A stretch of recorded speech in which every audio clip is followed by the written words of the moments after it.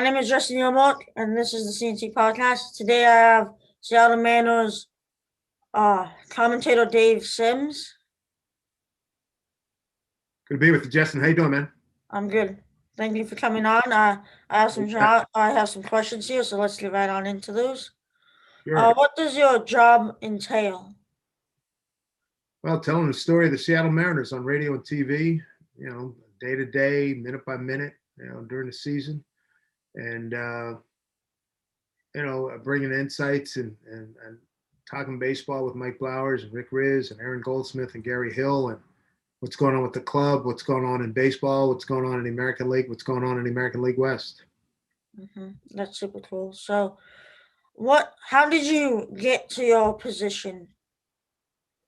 Went to college, studied mass communications, was a newspaper man for about 7 years, a sports writer in New York, and one thing led to another. It's a story of ins and out, ups and downs, and I got into broadcasting. I've done talk radio, I've done news, TV sports anchoring at NBC and CBS in New York, the local stations.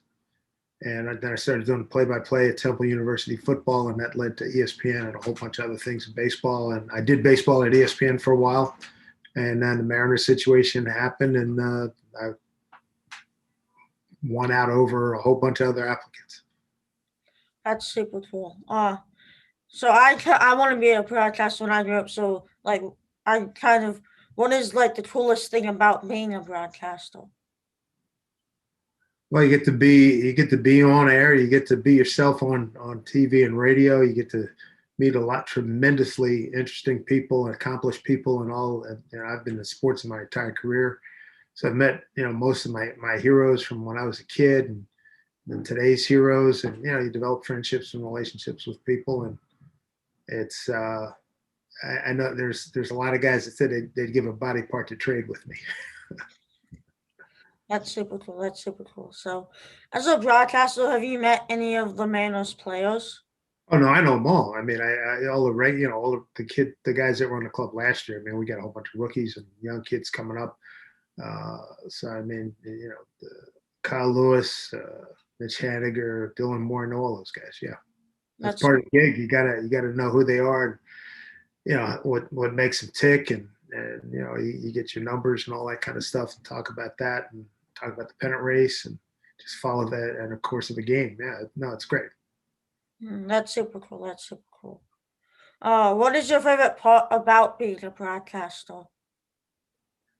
Well, baseball is rich and baseball history is rich in tradition, and it's great to be a part of it. And my voice and documents the achievements and failures of each game and each season. That's really cool. Do you have any tips on becoming a broadcaster?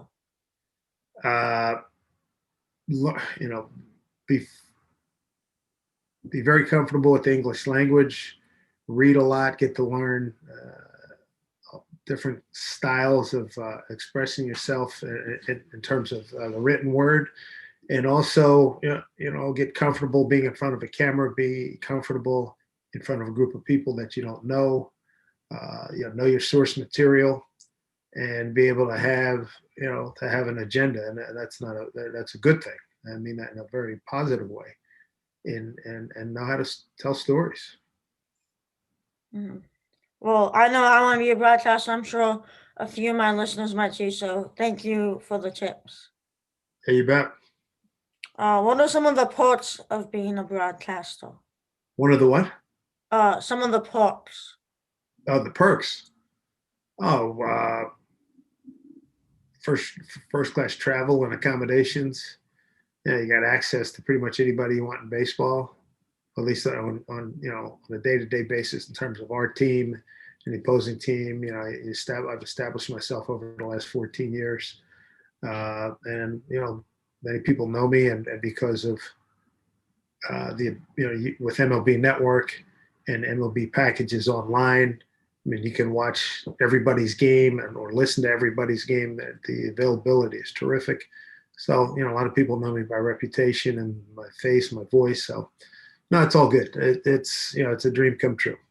That's super cool. I think that is one super cool how you're just known around. Just I, it's one of my favorite aspects of broadcasting. Cool. What's the coolest game that you've commentated? In baseball, the Felix Hernandez, August 15th, 2012, perfect game, 1-0 over Tampa Bay. I mean, and then there was a game, excuse me, where are we? This is 21. It was the 18 season. I think it was 18 season. The next to last game in the 18 season, we had like a 10-9 heartbreaking loss to the A's at home. That was a back and forth game that went down to pretty much the last out. Mm-hmm. Cruz hit a big seventh inning home run to tie it. Ben Gamble put us ahead again, I think in the eighth inning, and then we won a blow in the ninth. But those are two games that stand out. Mm-hmm. I actually went to the game after Felix's perfect game. When they had what did we call it? We call it wasn't the King's Court. It was something court. The Supreme Court. That's what it was. And everybody had on the gold T-shirts and everything. Yeah, that was really cool. It's a terrific picture. Yeah, I take ballpark. Yeah, it was great. that was a fun game to go to. What is your favorite broadcasting moment? Pretty much, yeah, again, a broadcast moment. Well, probably the first time I came on the air in Seattle. Dave Niehaus was still with us at that time, and he did the first three innings on TV, and I came over in the fourth. The first, I have no idea. I have no recollection of what I said, but I just remember being a cool moment that finally had my own team, major league team to talk about. That was pretty cool. And of course, yeah, again, the Felix no. Iwakuma had a no hitter. Mm-hmm. Ken Griffey, some of the moments he had the back end of his career in 09. So there's a lot of good ones. Yeah. Mm-hmm. So the last question I have is, who's the coolest person you've commentated with?